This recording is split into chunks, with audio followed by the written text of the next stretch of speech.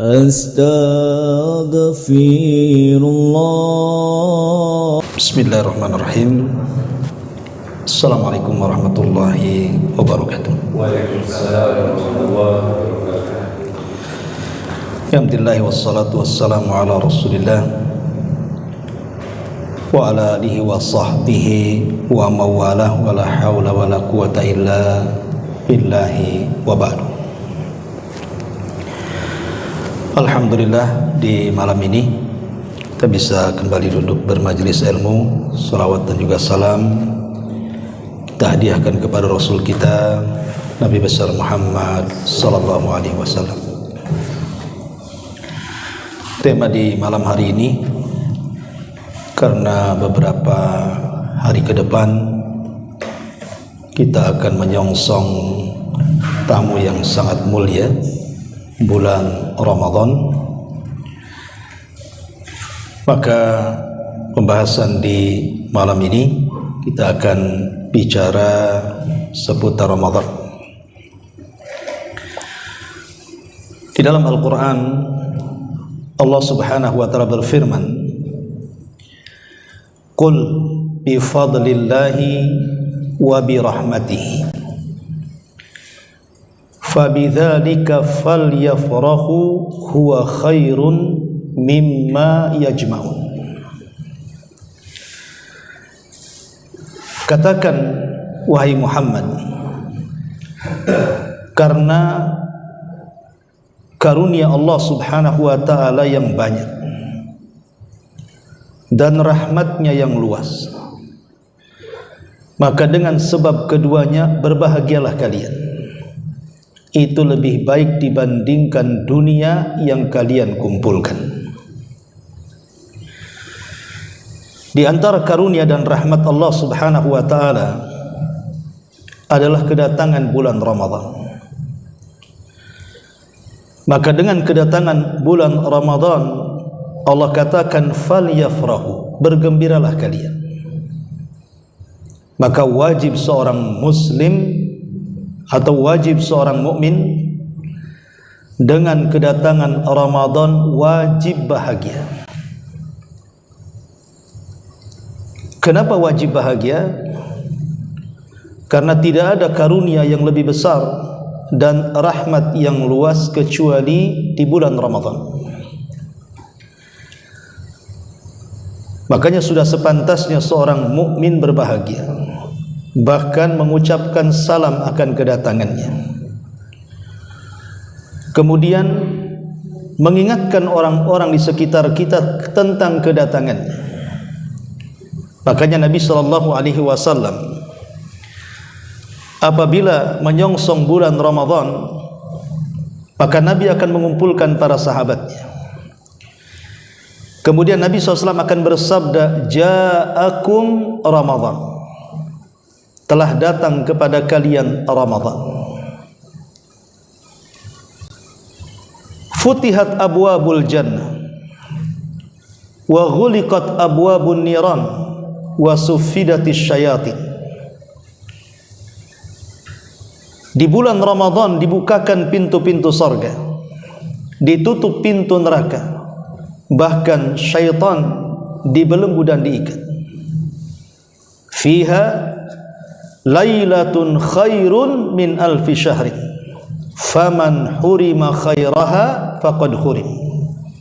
Di bulan Ramadan ada satu malam yang disebut dengan Lailatul Qadar yang lebih baik dibandingkan 1000 bulan. Siapa yang diharamkan mendapatkan kebaikannya, maka dia selamanya tidak akan mendapatkan kebaikan. Dari sini kita tahu bagaimana Nabi SAW menyambut Ramadan dengan sedemikian rupa bahagianya. Maka kalau Nabi SAW sangat bahagia menyambut Ramadan, maka lebih-lebihlah umatnya. Sebagai umat Rasul, maka kita wajib berbahagia dengan kedatangan Ramadan. Masalahnya, banyak orang yang was-was kalau datang Ramadan. Banyak orang yang sedih apabila datang Ramadan. Aduh, puasa lagi, lapar lagi, gimana ini dagangan saya? Siapa yang mau membeli? Baru buka warung makan, tutup lagi. Jadi ada orang-orang yang kemudian merasa sempit hatinya, takut dengan puasa, takut dengan tarawih, takut tidak bisa berbisnis, dan begitu seterusnya.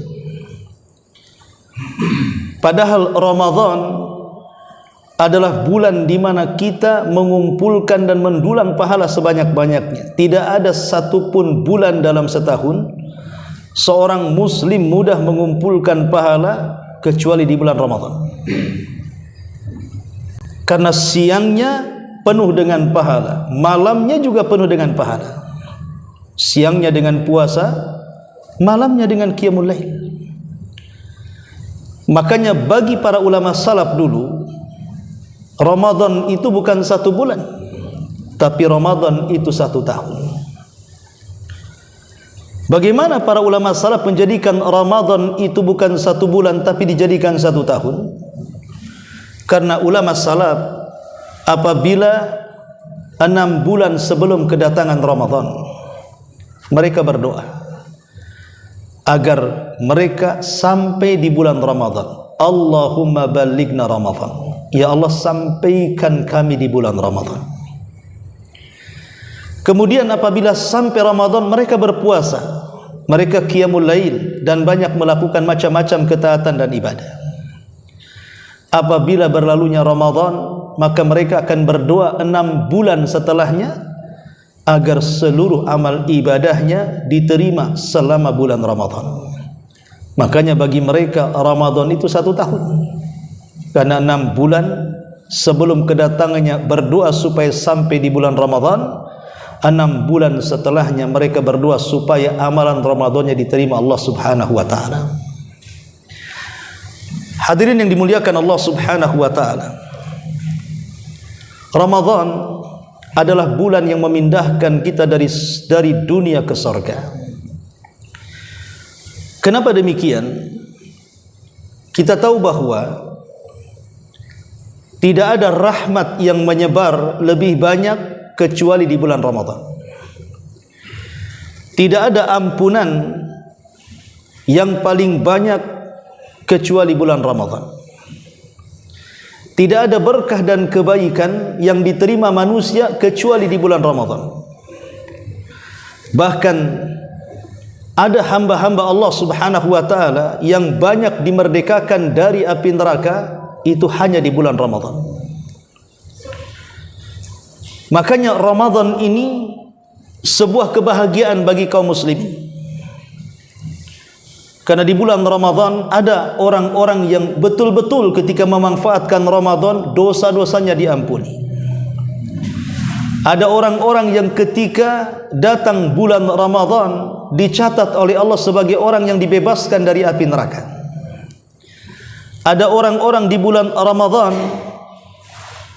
kebaikannya bertambah dan berkahnya meluas. Itulah yang kemudian dijadikan oleh para sahabat Nabi SAW, Ramadan itu bulan yang paling mulia dibandingkan bulan-bulan yang lainnya. Dan ini dilihat daripada apa? Daripada meningkatnya amal saleh di bulan Ramadan yang tidak meningkat di bulan-bulan yang lainnya. Contoh sederhana, tidak ada yang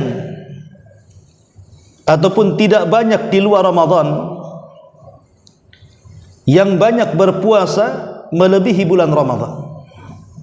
Kalau di luar Ramadan, orang yang puasa Senin Kamis itu lumayan banyak. Tapi yang puasa Daud hampir bisa dihitung dengan jari. Tapi tidak semua puasa. Mungkin satu keluarga itu mungkin ya ibunya saja yang puasa atau ayahnya saja yang puasa, anak-anaknya tidak puasa. Tapi datang bulan Ramadan semua berpuasa. Mau orang tuanya, mau anaknya, mau ibunya, semua berpuasa. Bahkan anak yang paling bandel sekalipun ikut puasa dia. Kenapa coba? Ini dorongan apa? Kenapa mereka mau puasa? Itulah yang kemudian hawa Ramadan yang menggerakkan mereka untuk berpuasa. Atau Orang-orang yang membaca Al-Quran di bulan Ramadan jauh lebih banyak dibandingkan di luar Ramadan. Hari ini kalau kita jalan-jalan dari Batu Aji sampai ke sini, atau dari sini sampai ke Batu Aji, di atas jam 8 malam hampir tidak terdengar bacaan Quran. Tapi coba di bulan Ramadan, jangankan jauh, masuk ke gang-gang, ke perumahan, yang penting ada masjid dan musola, pasti ada orang baca Quran. Bahkan saking semangatnya itu baca Quran sampai jam 12 malam, enggak peduli apakah tetangga tidur atau tak tidur, yang penting baca. Saking semangatnya, sehingga orang-orang yang bahkan tidak bisa membaca Quran pun bisa mendengarkan Quran. Lah siapa yang menggerakkan lisan-lisan kaum muslimin di bulan Ramadan untuk membaca Quran? Kalau bukan hawa Ramadan yang menjadikan mereka akhirnya rajin baca Quran. Ya. Atau yang sederhana seperti orang bersedekah. Di bulan Ramadan sedekah itu paling banyak dibandingkan di luar Ramadan. Kalau seandainya kita ini selepas puasa ingin iftar, datang ke masjid-masjid atau ke musolah-musolah, terkadang dari DKM masjid itu sudah menyiapkan berbagai macam jenis makanan untuk iftar. Dari mana makanan ini? Sedekah kaum muslimin. Tapi kalau di luar Ramadan kita puasa Senin Kamis ingin iftar di masjid, siapa yang ngasih iftar? Kecuali kita beli di luar kemudian dibawa ke masjid. Dari sini kita tahu bahwa hawa Ramadan menggerakkan orang untuk sedekah. Bahkan orang yang salat tarawih, yang salat malam atau tahajud yang diawalkan, tarawih kan tahajud yang diawalkan. Cuman para ulama ada yang membedakan antara bahasa qiyamul lail, tahajud dan tarawih. Kalau qiyamul lail itu umum, bahasa Arabnya qiyamul lail, bahasa Indonesianya menegakkan malam dengan ibadah. Berarti kalau disebut qiyamul lail tidak mesti salat, bisa baca Quran. Kalau dilakukan di malam hari maka disebut qiyamul lail. Bisa memperbanyak istighfar, kalau dilakukan di malam hari namanya qiyamul lail. Bisa kemudian berzikir, berwudu dan yang semacamnya, kalau dilakukan di malam hari namanya qiyamul lail. Jadi qiyamul itu umum, mencakup salat dan bukan salat. Tapi kalau tahajud dan tarawih ini khusus. Bedanya kalau tahajud dilakukan setelah tidur, kalau tarawih dilakukan sebelum tidur. Tapi intinya tiga-tiganya masuk dalam kalimat qiyamul lail. Coba bayangkan di hari-hari biasa, siapa yang bisa tahajud? Kecuali orang-orang yang diberikan rahmat saja mereka tukang tahajud.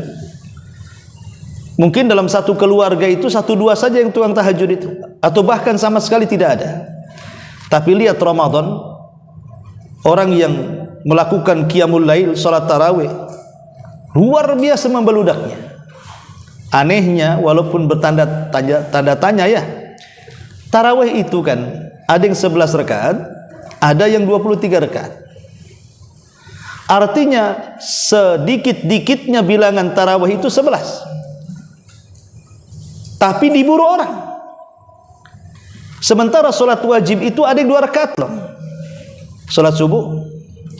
Tapi sedikit yang memburunya. Ada apa ini? Ketika tarawih membeludak masjid sampai ke tempat sandal, sampai tempat sandal itu kemudian sampai dikasih terpal, walaupun seminggu setelahnya digulung. Tapi yang jelas bahwa banyak orang yang sama sekali tidak perhatian dengan solat wajib, justru memperhatikan solat sunnah. Padahal wajib itu rakaatnya sedikit, tarawih itu rakaatnya banyak. Tapi okelah, kita tidak membahas masalah itu. Tapi hawa Ramadan itu mengundang orang untuk datang ke masjid.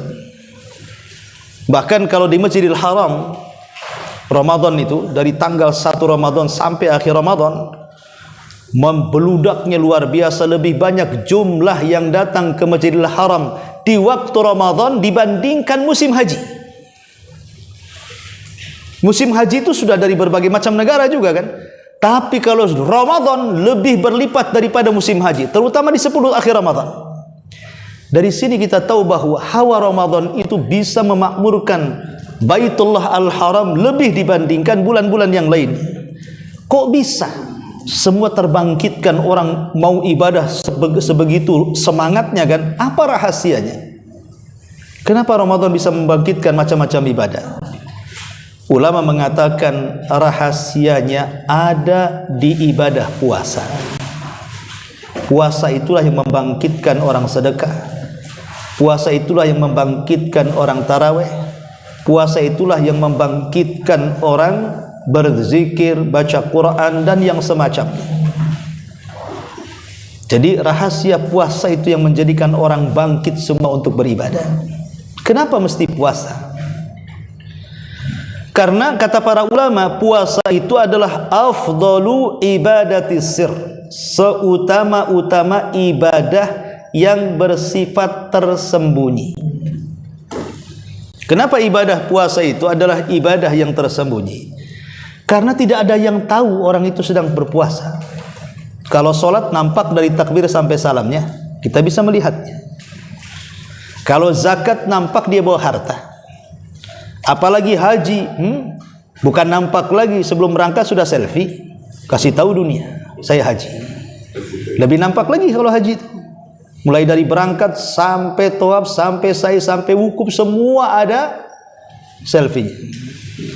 Dari sini kita tahu bahwa salat, zakat, haji itu ibadah tampak. Susah untuk menyembunyikannya. Tapi puasa adalah ibadah yang tersembunyi. Orang tidak tahu dia sedang berpuasa kalau dia yang ngomong, "Afwan lagi puasa." Pemainnya datang Senin Kamis nih, tamu, kemudian kita sodorkan makanan. Kan kita tidak tahu ketika menyodorkan, berarti kita tidak tahu dia sedang berpuasa. Kalau tahu sedang berpuasa, nggak mungkinlah kita sodorkan makanan. Kapan tahunya? Setelah dia ngomong, "Afwan lagi puasa." Baru tahu kita dia sedang berpuasa. Kenapa orang yang berpuasa itu tidak bisa dikenali? Karena tidak ada ciri-ciri khusus orang yang berpuasa itu. Oh ada Ustaz, sering meludah. Kata siapa? Orang Sariawan juga sering meludah. Oh enggak, itu nampak lemas, jalannya miring-miring Ustaz. Itu orang banyak utang tuh, stres. Ya. Oh enggak juga tuh, nampak tuh dia pegang-pegang perut, lagi mencret ya. Jadi tidak bisa kita ini mendeteksi orang itu puasa atau tidak kecuali dia bicara. Itulah kemudian para ulama mengistilahkan ibadatus sir, ibadah yang rahasia. Bahkan seafdol-afdolnya ibadah yang rahasia itu adalah puasa. Lah puasa ini kenapa membangkitkan orang akhirnya rajin baca Quran di bulan Ramadan, rajin sholat malam di bulan Ramadan, rajin bersedekah di bulan Ramadan. Kenapa? Rajin iktikaf, mengejar Lailatul Qadar. Ya. Karena di balik puasa itu hikmahnya adalah takwa. Takwa itulah yang menggerakkan semuanya. Apa itu takwa? Menjalankan perintah, menjauhi larangan. Makanya maksiat yang paling sedikit dilakukan manusia itu di bulan Ramadan. Ada maksiat di bulan Ramadan tapi tak banyak dilakukan. Kalau di bulan Ramadan, sudahlah, jangan tanya, dibuka lagi pintu neraka. Coba saja orang yang tukang mabok, datang bulan Ramadan ingin puasa, dia tak mabok lagi puasa dia. Walaupun habis maghrib mabok lagi.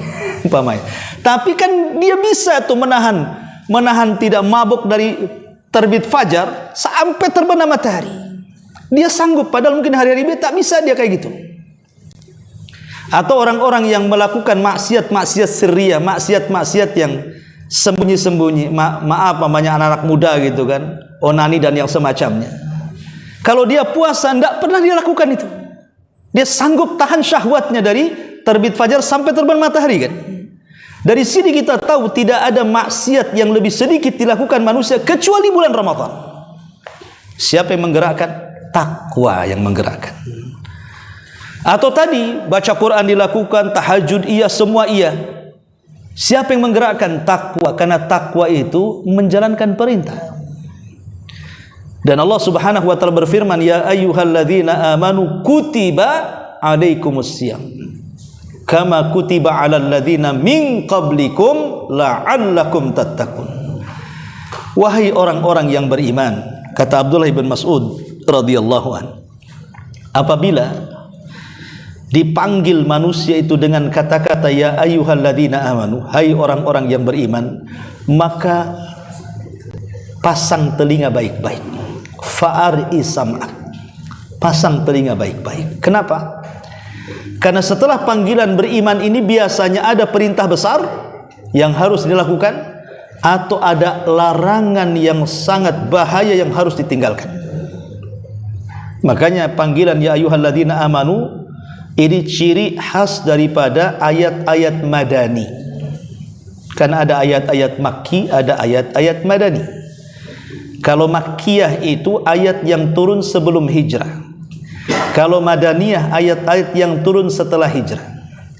Panggilan ayat-ayat makkiyah biasanya umum, ya ayyuhan nas, wahai manusia. Itu makkiyah. Kalau ada dalam Quran, ya ayyuhan nas, dzuriba lakum mathala, wahai manusia, itu berarti makkiyah. Kalau ya ayyuhalladzina amanu berarti ayat-ayat ini madani. Karena puasa itu diwajibkan di kota Madinah. Wahai orang-orang yang beriman, diwajibkan atas kalian berpuasa sebagaimana puasa telah diwajibkan kepada umat sebelum kalian. Hikmahnya apa? Apakah dengan puasa itu supaya kalian lapar? Apakah supaya kalian haus? Ataukah supaya kalian tidak melakukan hubungan suami istri? Bukan, hikmahnya adalah la'allakum tattaqun, agar kalian bertakwa. Dan Nabi SAW dengan tegas tentang masalah takwa. Di mana letaknya? Kata Nabi SAW, at-taqwa hahuna, takwa di sini, kata Rasul. Artinya takwa itu dalam dada. Takwa itu amalan hati. Takwa itu di sini.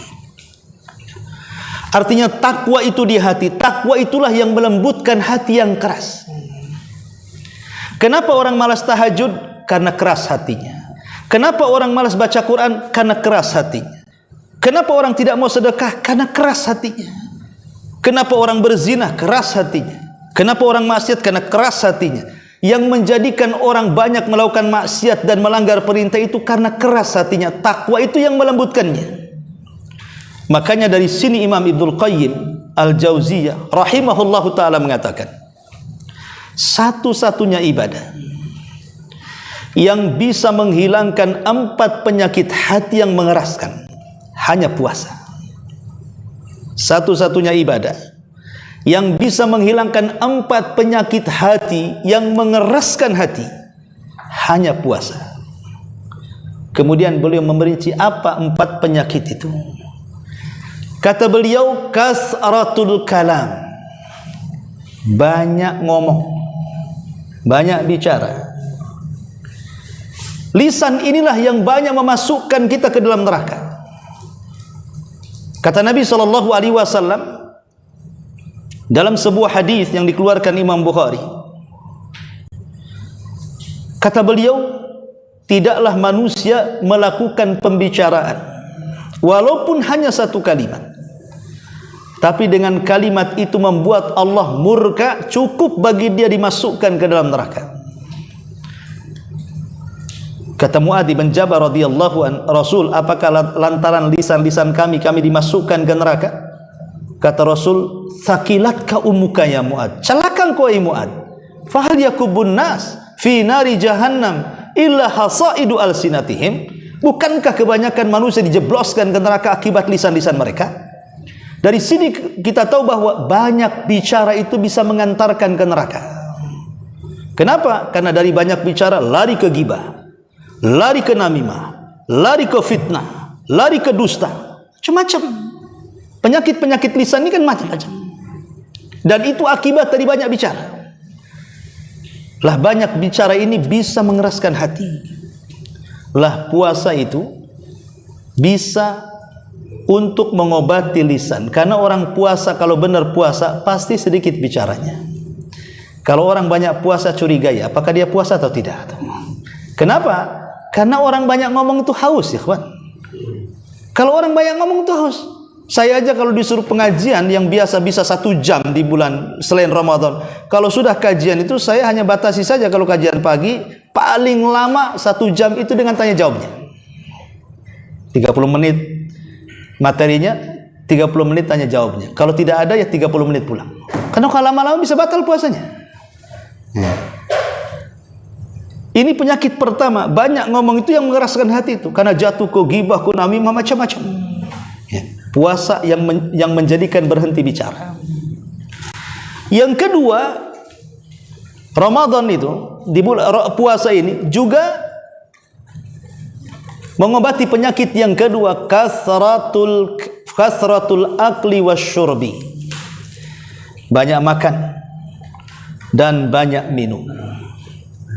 Orang yang banyak makan dan minum mengeraskan hati. Orang yang banyak makan minum itu mengeraskan hati. Kenapa demikian? Contoh sajalah. Kalau orang sudah puasa dari pagi sampai sore, kemudian ketika berbuka macam-macam makanan di dalam meja, di atas meja, kemudian kita makan semua sataplak-taplaknya tuh, habis.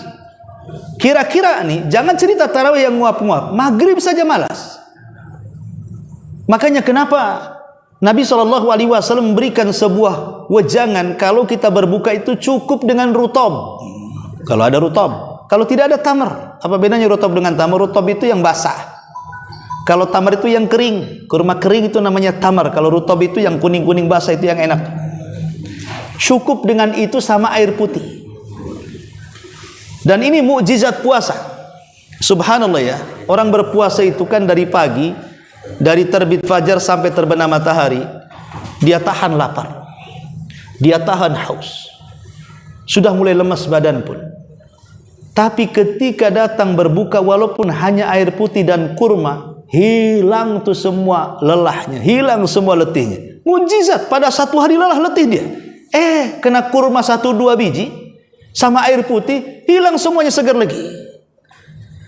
Artinya apa? Allah Subhanahu wa ta'ala tidak membebankan sebuah ibadah kecuali yang mereka sanggup saja. Ya. Kembali bahwa yang mengeraskan hati itu adalah banyak makan dan minum. Ahli kuliner.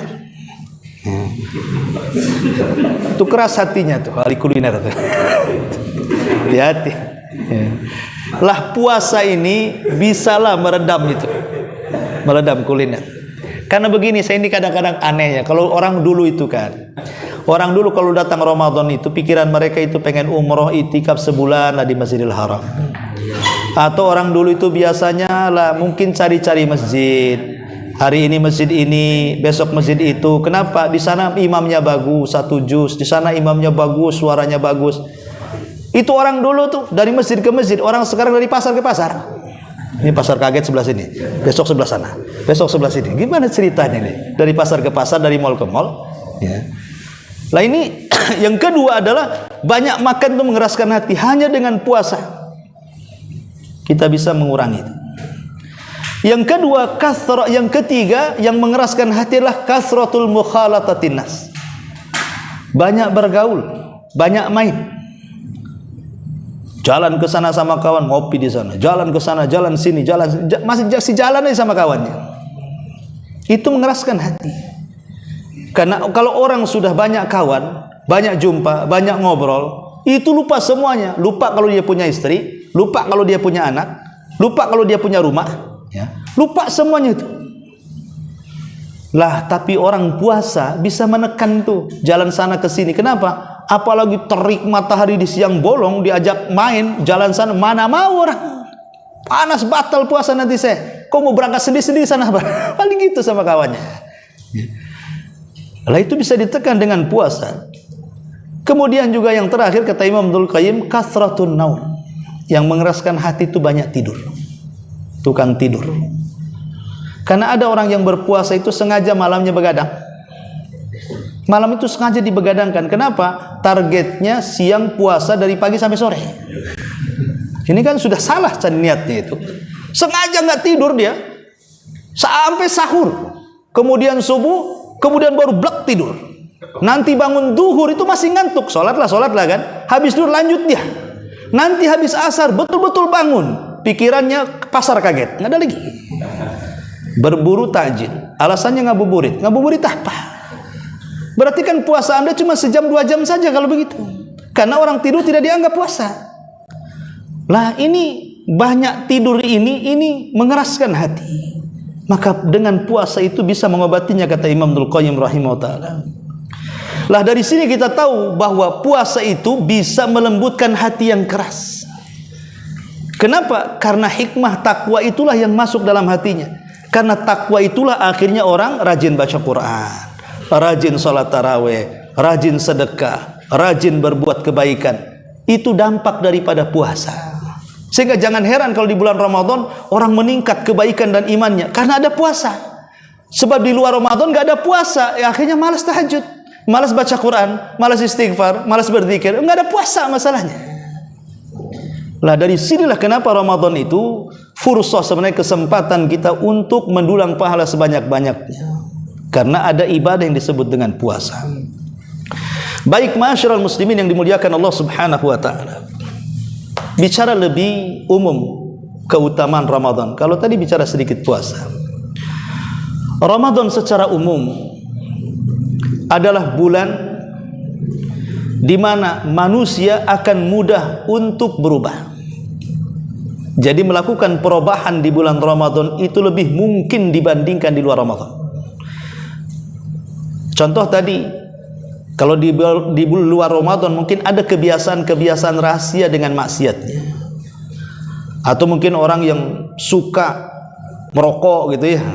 Tapi di bulan Ramadan kebiasaan merokok bisa dihentikan. Dari terbit fajar sampai terbenam matahari, dia sanggup, dia tahan itu. Dia sanggup. Bahkan kalau ada asap keluar dari cerobong motor itu dia tak mau menghirupnya tuh. Padahal dia ahli rokok. Artinya banyak orang-orang yang ahli maksiat kalau masuk Ramadan itu berhenti. Kenapa? Menghormati Ramadan. Dia tahu ini Ramadan, ini bulan suci. Dia tahu kalau dia maksiat takut kualat. Dari situ bahwa Ramadan itu disebut syahrut taghir, bulan di mana kita bisa untuk melakukan perubahan. Masalahnya manusia ini melakukan perubahan itu ada 2 golongan. Ada dengan datangnya Ramadan berubah menjadi baik. Ada dengan datangnya Ramadan justru berubah menjadi jahat. Ada yang ketika datang Ramadan, Masya Allah, imannya full. Umroh dia dari awal Ramadan, iktikaf gak keluar-keluar di Masjidil Haram tuh. Baca Quran, dengerin ceramah, sampai akhir Ramadan baru balik. Nah, itu positif namanya. Ada yang sampai ke tingkat imannya itu ingin menghabiskan Ramadan di Masjidil Haram. Karena dia tahu 1 kali sholat di sana 100.000 kali sholat dibandingkan sini. 1 rakaat tarawih di sana sama dengan 100.000 kali rakaat tarawih di sini. Tapi ada juga yang tidak seperti itu. Justru menghabiskan Ramadan itu bukan untuk ibadah. Karena sudah ancang-ancang kan, nih Ramadan nih kalau saya jualan ini nih, laris nih. Jualan dari sore sampai jam 12. Kapan tarawihnya? Jangan cerita maghrib bisa pun lewat. Nongkrongi jualannya. Iktikaf dengan jualannya. Lah ada orang yang berubah itu ke positif, ada juga ke negatif. Seperti saya contohkan tadi, ada orang yang ingin menambah keimanannya dari masjid ke masjid. Ini pula yang satu dari pasar ke pasar. Lah begitulah Ramadan merubah orang itu. Makanya Nabi SAW sampai mengatakan, ketika mengaminkan doanya Jibril, apa kata Jibril? Ragima anfu rajulin adraka Ramadan falam yughfar min dhunubi. Celaka dan binasa orang yang masuk Ramadan sebulan penuh, keluar tidak ada satu dosa yang diampuni. Kata Rasul, aku aminkan tuh orang-orang itu. Kecelakaan. Ada orang yang sebenarnya Ramadan itu kan kesempatan kita mendapatkan ampunan, tapi ada orang yang lewat Ramadan 1 dosa lu nggak diampuni. Kan aneh tuh. Aneh bin ajaib. Padahal Ramadan itu adalah siangnya ampunan, malamnya juga ampunan, 24 jam ampunan. Mana dalilnya? Rasul mengatakan di 3 hadis. Hampir mirip-mirip lafadznya. Kata Nabi SAW, man soma Ramadhanan imanan wahtisaban ghufira lahu ma taqaddama min dhanbi. Kemudian man qama Ramadhanan imanan wahtisaban ghufira lahu ma taqaddama min dhanbi. Kemudian yang ketiga, man qama lailata qadrin imanan wahtisaban ghufira lahu ma taqaddama min dhanbi. Barang siapa yang berpuasa yakin dengan perintahnya, mengharap akan pahalanya, Allah ampuni dosanya. Barang siapa yang sholat tarawih yakin dengan perintahnya, mengharap pahalanya, diampuni dosanya. Barang siapa yang menegakkan Lailatul Qadar yakin dengan perintahnya, mengharap pahalanya, diampuni dosanya. Lihat bagaimana 24 jam Ramadan itu menjadi syahrul maghfirah, bulan ampunan.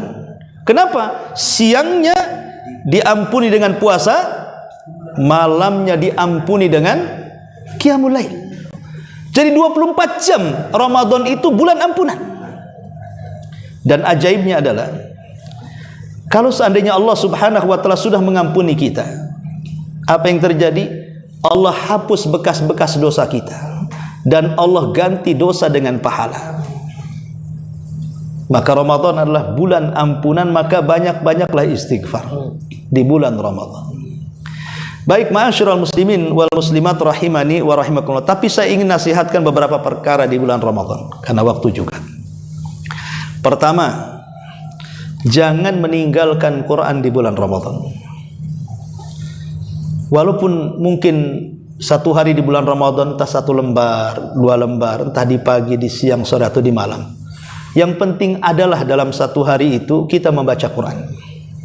Kenapa? Karena Ramadan itu bulan Quran. Aib kalau di bulan Quran kita tidak membaca Quran. Sangat aib sekali. Ini bulan Quran, kok kita malah meninggalkan Quran? Aneh. Kalau seandainya di bulan Quran kita tidak membaca Quran, pasti di luar bulan Quran Anda tidak pernah melihat Quran. Dan ini bahaya. Tanda hajrul Quran. Tanda meninggalkan Quran adalah kecelakaan. Maka jadikan Al-Quran sebagai pedoman di bulan Ramadan. Karena Al-Quran itu, ikhwan, kalau saya kasih contoh, ada 2 kertas. Yang satu isinya tulisan-tulisan politik, tulisan-tulisan ekonomi, tulisan-tulisan kriminal. Anggaplah kita katakan koran. Kemudian tercecer di jalan koran ini. Kemudian di jalan itu ada yang pengguna motor, mobil, jalan kaki. Saya pikir kalau seandainya kerindes, kalau seandainya ketabrak, keinjak, nggak akan merasa orang berdosa. Ah, koran aja ngapain juga. Coba kalau yang kececer Quran, saya pikir kalau yang mengendarai sepeda motor pasti berhenti, pasti ngutuk, kurang ngajar, siapa yang nyebar Quran di sini. Kemudian yang pakai mobil pun kalau tahu Quran pasti berhenti, pasti dikutipnya. Atau pengendara ataupun pejalan kaki juga sama. Kok beda perlakuan dengan koran dengan Quran? Padahal sama-sama kertas.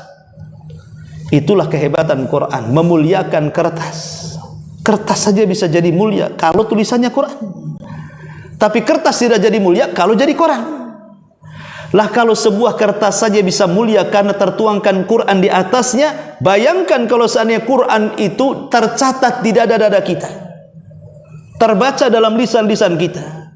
Dari sini Nabi mengatakan, khairukum man ta'allamal Qur'ana wa 'allama. Sebaik-baik kalian orang yang belajar dan mengajarkan Quran. Ini yang pertama. Jangan tinggalkan Quran di bulan Quran. Yang kedua, jangan tinggalkan sedekah di bulan sedekah. Ramadan itu syahrus sadaqah. Dia bulan sedekah. Sampai-sampai Nabi SAW dikatakan oleh Aisyah radhiyallahu anha, kana Nabi SAW ajwadun nas fi Ramadan wa ajwadu ma yakunu hina yalqahu Jibril. Nabi adalah manusia yang paling dermawan di bulan Ramadan, dan lebih-lebih kedermawanannya akan nampak saat dia berjumpa dengan Jibril. Maka dari sini para ulama menamakan Ramadan itu syahrus sadaqah, bulannya orang bersedekah. Minimalnya sedekah yang paling baik di bulan Ramadan itu cuma 2, memberi iftar dan memberikan sahur. Kalau memberikan sahur mungkin agak sulit gedor orang ya, disangka maling pula kita. Nunggu 10 akhir Ramadan cari orang itikaf. Pasti ada di masjid itu itikaf kan? Nah, kita berikan sahurnya kepada mereka. Tapi yang memungkinkan berbuka puasa bisa. Dan ingat bahwa orang yang memberikan buka puasa kepada orang yang berpuasa, kita mendapatkan pahala dia tanpa mengurangi pahala dia. Kalau di dompet ada 2.000, kita kasih orang kosong dompetnya. Tapi kalau di dompet ada 2.000 pahala diberikan kepada orang, tetap yang 2.000 itu dalam dompetnya. Padahal sudah dikasihkan orang tuh, itulah pahala. Dikasihkan bukan hilang, malah bertambah. Makanya Rasul mengatakan, man fattara shaim kana lahu ajrun wa ajru man amila ba'da. Orang yang memberi makan orang yang berpuasa, dia dapat pahala orang yang berpuasa tanpa mengurangi pahala dia. Bayangkan satu orang makan iftar kita, berarti kita dapat pahala puasa dia. Kalau kita kasih makan 100 orang, berapa pahala puasa yang kita dapat coba? Berarti seolah-olah kita berpuasa 100 hari. Padahal hanya ngasih makan 100 orang. Makanya saya nasihatkan kalau ngasih iftar, ngasihlah yang aneh-aneh. Kalau goreng bakwan dah banyak lah dikasih. Lah goreng bakwan biasa ini katanya. Kasih yang aneh-aneh. Kalau minum itu kasih yang warna-warni, yang kalau orang nengok itu langsung ngelak gitu. Kapan giliran saya itu? Kapan? Jangan diambil orang. Adalah keinginan. Terbaiklah kita sedekah, makanan yang paling enak, minuman yang paling lezat. Karena ketika makanan dan minuman kita yang dimakan orang itu, berarti kita yang membuat dia iftar. Pahala dia kita ambil. Kalau sama-sama goreng bakwan, ya paling milih yang mana ya? Yang cantik lah warnanya. Dari sini kita tahu bahwa bulan sedekah, jangan sampai meninggalkan sedekah. Yang ketiga, antum ini yang punya keluarga lah khususnya ya, yang punya keluarga, kalau datang bulan Ramadan, kasihani istri antum. Jangan dibebankan seperti di bulan Ramadan. Jadi aktivitas istri itu jangan disamakan di bulan Ramadan dengan di luar Ramadan. Beri kesempatan mereka untuk ibadah juga. Antum nggak seperti itu. Kadang-kadang ada sebagian orang yang kadang-kadang marah sama istrinya. Kok ini harus masak, nyuci, ngepel dan lain. Kayaknya nggak dibedakan. Kalau masuk surga itu maunya dia aja suaminya, istrinya nggak apa-apa masuk neraka katanya. Jadi berikan kesempatan 1 bulan itu dia juga ikut ibadah. Terutama di 10 akhir Ramadan. Nah, ini paling 10 akhir Ramadan. Tolong kasihani istri antum. Kalau bisa jangan dibebani masak, dibebani nyuci, biar dia juga bisa mendapatkan Lailatul Qadar. Ini mah enggak, antum terawihnya khusyuk, istrimu apa? Wah, dia kecapean itu. Jangan begitu. Ya. Apalagi sekarang kan sudah mudah kan? Artinya apa? Laundry ada, catering makanan ada, semua ada, mudahkan sajalah. Atau diajak sederhana, enggak lah, enggak apa-apa hari ini makan kurma 3 butir kan enggak masalah umpamanya. Kan enggak ada masalah. Masalahnya gini Pak, kata istrinya, saya sudah ke laundry sana, tutup dia katanya. Kenapa? Kata suaminya jangan buka katanya, supaya dapat Lailatul Qadar katanya. Jadi akhirnya tutup. Tapi saya pikir dari semua orang pasti, ya mungkin carilah laundry orang kafir yang enggak sholat, ya, pasti dia buka deh. Nah, cari orang kafir itu yang buka laundry, asalkan laundrykan sama dia. Artinya kasihani mereka itu supaya satu keluarga masuk surga. Makanya Allah mengatakan ku anfusakum wa ahlikum nar. Jaga diri kamu dan keluargamu dari api neraka. Ajak juga istri supaya mendapatkan Lailatul Qadar juga. Kalau antum bebankan dengan pekerjaan-pekerjaan rumah sehingga tidak dibedakan Ramadan dengan luar Ramadan, kasihan. Nanti baru jam 8 malam udah nguap tidur. Nggak dapat dia Lailatul Qadar.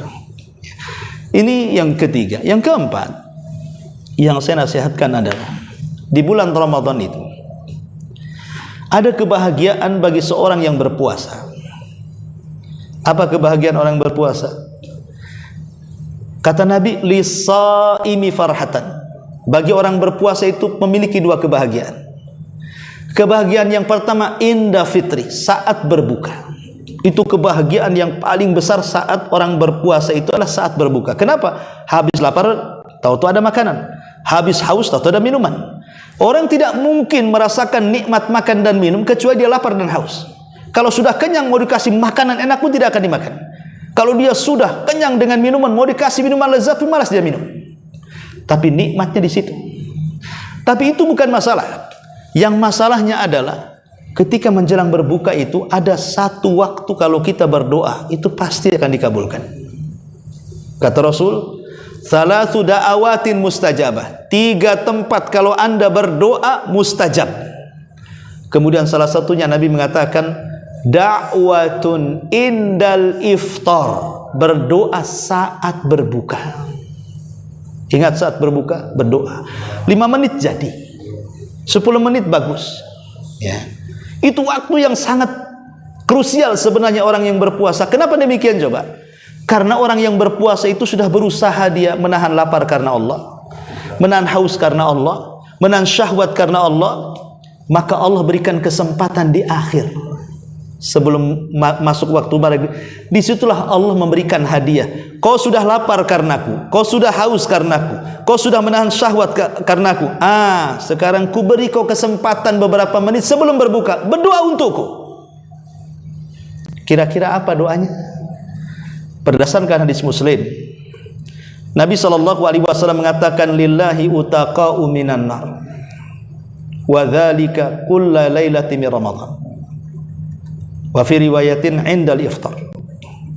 Kata Nabi SAW, Allah itu setiap malam di bulan Ramadan akan memerdekakan hamba-hambanya dari api neraka. Dalam riwayat, waktunya itu menjelang berbuka. Waktu pembebasan Allah, si fulan tidak akan masuk neraka, si fulan tidak akan masuk neraka, si fulan tidak akan masuk neraka. Itu waktunya mulai ketika saat berbuka. Dari sini kita tahu bahwa doa yang harus kita panjatkan apa? Ya Allah, bebaskan aku dari neraka. Itu doanya. Jadi sebelum berbuka itu angkat tangan tinggi-tinggi, ya Allah, bebaskan saya dari neraka, bebaskan istri saya dari neraka, bebaskan anak-anak saya dari neraka, bebaskan orang tua saya dari neraka, bebaskan orang-orang yang saya cintai dari api neraka. Demi Allah ikhwan, kalau seandainya setiap hari sebelum berbuka kita berdoa seperti itu sampai 1 bulan, adalah satu waktu Allah kabulkan doa kita itu, maka kita tidak akan masuk neraka selamanya. Kenapa? Karena dicatat termasuk orang-orang yang dibebaskan dari api neraka. Ini penting, ini kadang-kadang tidak dilakukan. Entah karena pengetahuannya tidak ada, atau karena malas berdoa. Tapi yang jelas, inilah hadiyus salaf. Di waktu itu kita meminta kepada Allah, ya Allah bebaskan aku dan seluruh keluargaku dari api neraka. Kalau Allah kabulkan, maka selamanya tidak akan masuk neraka. Inilah kehebatannya doa sebelum berbuka tuh. Kadang-kadang enggak kita mah. Ada orang yang pengen cepat berbuka, dengar azan Jakarta. Ini lambat, Jakarta cepat katanya kan. Dengar pula lah televisi Jakarta. Nah ini hal-hal yang seperti ini. Atau disibukkan, bayangkan. Ke pasar kaget cari makanan. Maghrib di jalan, tidak sempat berbuka. Maksudnya nggak sempat berdoa. Nah, ini kan rugi itu. Makanya kalau sudah menjelang maghrib itu sudahlah di rumah atau di masjid. Yang jelas-jelas kita ini bisa berdoa di situ. Maka jangan pernah tinggalkan doa sebelum berbuka. Ini nasihat saya. Kemudian yang terakhir, ya, Ramadan ini adalah bulan dekatnya seorang hamba dengan Allah. Allah sudah dekat dengan kita, tapi Ramadan itu makin dekat lagi. Dahulu di zaman Nabi, ada seorang sahabat mendatangi Nabi SAW dan bertanya. Sahabat ini mengatakan, ya Rasulullah, Arabbuna qaribun fanunaji amba'idun fanunadi. Ya Rasulullah, apakah Rabb kita ini dekat sehingga kita tidak perlu berteriak-teriak? Ataukah Rabb kami jauh sehingga kita harus teriak-teriak? Jadi orang ini mengatakan, ya Rasul, apakah Rabb kita ini dekat atau jauh sih? Kalau dekat ya kita bisik-bisik saja doanya. Kalau jauh ya kita teriak-teriak doanya. Maka Nabi SAW terdiam sampai turun ayat sebagai jawaban dari pertanyaan orang Badui. Allah Subhanahu wa taala berfirman, "Wa idza sa'alaka ibadi anni fa inni qarib ujibu da'watad da'i idza da'an falyastajibu li wal yu'minu bila'allahum yarshudun." Hei Muhammad, kalau seandainya hamba-hambaku bertanya, di mana aku? Katakan aku dekat. Aku tidak jauh, aku dekat. Karena pertanyaan Arab Badui ini apa? Apakah Rabb kami dekat ataukah dia jauh? Maka kata Allah, katakan ya Muhammad, kalau ada orang yang bertanya soal posisiku, bilang saja aku dekat. Aku dekat dengan hambaku. Akulah yang mengabulkan doa setiap hamba-hambaku yang berdoa kepadaku. Pertanyaannya, di mana letak ayat ini? Ayat ini diletakkan di surah Al-Baqarah. Ya, betul di surah Al-Baqarah. Tapi di mana diletakkannya? Ayat ini diletakkan di antara ayat-ayat puasa. Ayat sebelumnya, Syahrul Ramadhan alladzi unzila fihil Quran. Ayat setelahnya, Allah mengatakan, uhillat lakum lailatas siyam arrafathu ila nisaakum. Tengah-tengahnya, wa idza sa'alaka ibadi anni fa inni qarib. Jadi ayat kedekatan Allah dengan hamba itu terjepit di antara ayat-ayat Ramadan. Apa hikmahnya? Seolah-olah kata para ahli tafsir, Allah meletakkan ayat kedekatan Allah di ayat-ayat Ramadan sebab kedekatan Allah dengan hamba di bulan Ramadan jauh lebih dekat dibandingkan kedekatan Allah dengan hamba di luar Ramadan. Artinya Ramadan itu adalah syahrul qurba, bulan di mana kita harus lebih dekat dengan Allah, karena Allah sedang dekat dengan kita. Dengan cara apa? Ya banyak zikir, banyak istighfar, banyak doa, banyak sedekah, banyak sholat malam, banyak macam-macam ibadah. Mumpung Allah lagi dekat-dekatnya dengan kita. Karena ini bulan dekatnya Allah dengan kita lah. Makanya kemudian diletakkan di sela-sela ayat-ayat Ramadan. Makanya rugi sekali datang Ramadan, tidak ada satupun yang mendekatkan dari amalan itu kepada Allah subhanahu wa ta'ala. Pada Allah sedang dekat-dekatnya dengan kita. Inilah di antara nasihat-nasihat singkat seputar Ramadan. Wallahu alam. Baik, sampai di sini sebelum saya tutup. Kalau ingin bertanya silakan.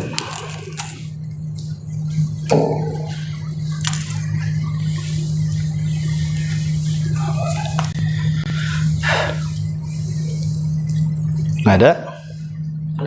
Iya. Waalaikumsalam. Yang paling baik kita ini kan nggak mungkin misalkan dilakukan semua itu apa sih? Misalkan ada qiyamul lail, baca Quran, sedekah, itu kan bahwa amalan yang paling baik itu misalkan kamu yang paling misalnya satu yang paling baik kalau suruh milih itu apa sih? Itu bulan Ramadan. Yang paling baik kalau suruh mulia puasa karena wajib. Enggak, puasanya enggak anunya dilakukan kayak baca Qurannya apa itu. Oh, maksudnya amalan selain puasa. Iya. Yang paling baik kalau dipilih. Iya. Yang paling baik dipilih adalah qiyamul lail. Karena qiyamul lail itu menggabungkan salat dengan baca Quran. Oh. Kalau baca Quran saja enggak salat, tapi kalau salat pasti baca Quran. Jadi samping membaca Quran sambil salat. Makanya kalau salat tarawih itu carilah imam-imam itu yang 1 juz gitu ya. Kan mantap tuh, 1 juz itu baca Qurannya 1 juz, gerakannya juga lambat kan, itu banyak. Kalau pilih-pilihan ya tarawih lah, itu sudah menggabungkan baca Quran di dalamnya, salat juga di dalamnya. Makanya disebut syahrul qiyam, bulannya orang mendirikan ibadah di malam hari.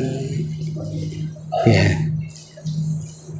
Gimana lagi? Iya, jadi salat sambil baca Quran gitu. Ya jelas dalam sholat pasti ya baca Quran. Tidak mungkin sholatnya baca Quran yang nggak salah sholatnya. Iya. Itu gabungan. Kalau baca Quran kan nggak sholat. Ya baca Quran saja. Tapi bagaimanapun Ramadan itu identik dengan 5 saja, 5 amalan. Jadi Ramadan itu identik dengan 5 amalan.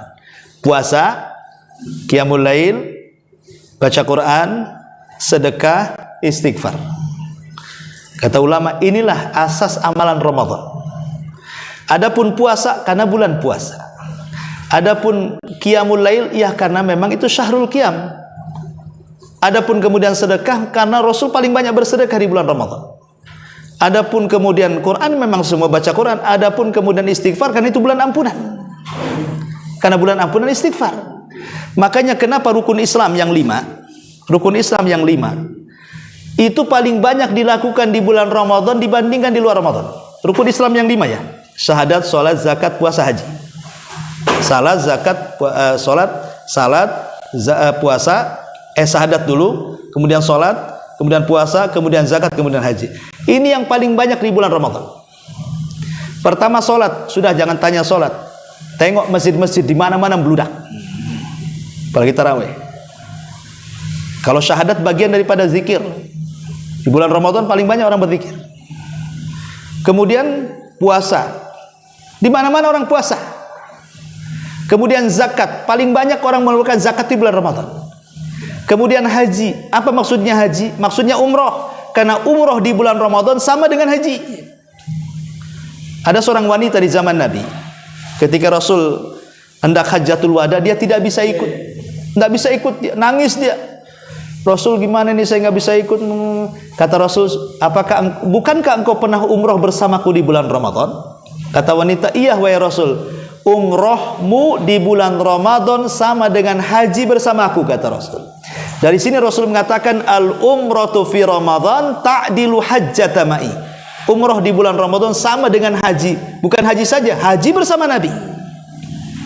Jadi intinya rukun Islam itu paling banyak dilakukan di bulan Ramadan. Wallahu a'lam. Ada satu lagi. Iya. Kalau saya salah tuh, ada yang nanya nih ke saya. Saya duduk baca Quran itu tapi salah malam gitu. Tapi Iya. supaya panjang bacaannya. Soalnya kalau berdiri tuh paling ya ayat-ayat pendek. Tapi kalau sambil duduk Boleh.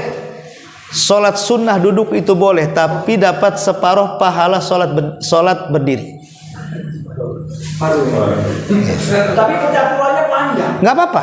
Tapi kalau berdiri cuma buat duha aja. Begini, ada hadisnya bahwa sholat duduk itu pahalanya separuh dari sholat berdiri. Walaupun duduk baca Quran mau sampai hatam pun tetap dapat separuh dia. Iya. Tapi hadis ini berlaku kepada sholat sunnah saja. Sholat wajib tak boleh. Kalau sholat wajib bisa berdiri kemudian duduk, batal sholatnya. Kenapa? Karena berdiri dalam sholat wajib itu rukun. Kalau berdiri dalam sholat sunnah itu bukan rukun. Makanya duduk boleh, tapi dapat separuh pahalanya. Pegang baca Quran boleh. Boleh. Tapi kalau sholat wajib tidak boleh pegang mushaf. Kenapa? Karena ada ayat yang mengatakan faqra'u ma tayassara minal Quran. Bacalah yang paling mudah yang kau hafal dalam Quran. Tapi kalau sholat sunnah boleh kita pegang Quran. Itu bedanya. Kalau sholat wajib tidak boleh. Tapi kalau sholat sunnah boleh. Sholat sunnah ya tempatnya tahajud itu sunnah namanya. Boleh kita pegang Quran. Bahkan Utsman ibn Affan radhiyallahu an pernah menghatamkan Al-Quran di 1 rakaat witir. Utsman ibn Affan radhiyallahu an pernah menghatamkan 1 Al-Quran di 1 rakaat witir. Salat sendiri Ya, namanya sholat witir, sholat sendiri. Ya, coba aja Pak Iqbal 130 juz sholat witir.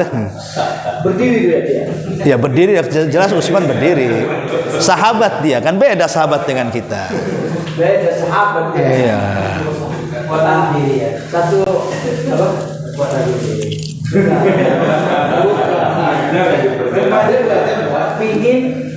Pingin apa baca Al-Qur'annya banyak. Itu target saya gitu ya.